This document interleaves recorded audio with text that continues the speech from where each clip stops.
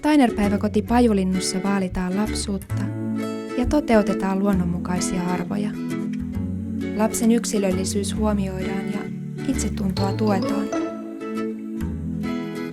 Annamme tilaa ja aikaa lapsen omalle luovuudelle. Ilmapiiri on kodikas, lämmin ja kiireetön.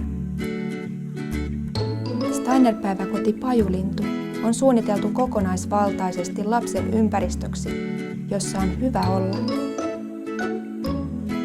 Tervetuloa tutustumaan Pajulintuun.